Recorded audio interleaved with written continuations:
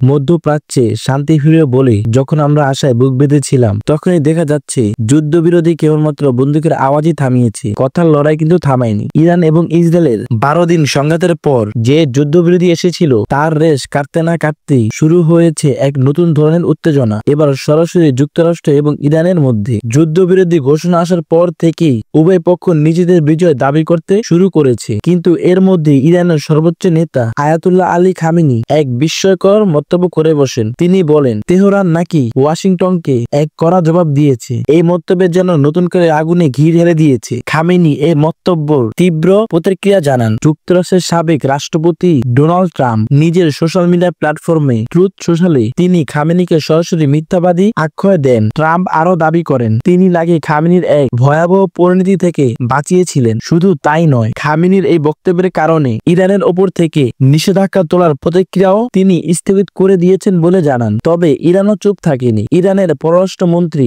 Abbas Araghchi পাল্টা জবাব দিয়েছেন ট্রাম্পকে। তিনি স্পষ্ট জানিয়ে দেন, যুক্তরাষ্ট্র যদি ইরানের সঙ্গে কোনো চুক্তি করতে চায় তবে ইরানের সর্বোচ্চ নেতার প্রতি সম্মান দেখাতে হবে। আরাকচি আরো এক ধাপ এগিয়ে বলে, ইসরায়েল নাকি ইরানের কাছে পরাজিত হয়েই তাদের ট্রাম্পের কাছে সাহায্য চাইতে বাধ্য হয়েছে। এই কথা লড়াইয়ের মধ্যেই যুক্তরাষ্ট্রের বর্তমান রাষ্ট্রপতি ইরানকে আবারও হুঁশিয়ার দিয়েছেন। তিনি বলেছেন, ইরান যদি পারমাণবিক চুক্তি লঙ্ঘন করে ইউরেনিয়াম সমৃদ্ধকরণ চালিয়ে যায় তাহলে যুক্তরাষ্ট্র সামরিক পদক্ষেপ নিতে দ্বিধা করবে না। তাহলে কি এই যুদ্ধবিরতি কেবলমাত্র একটি সাময়িক বিরতি, নাকি মধ্যপ্রাচ্যে আরো বড় কোনো সংঘাতের পূর্বাভাস দিচ্ছে? এই কথার লড়াই সময় বলে দিবে এর উত্তর।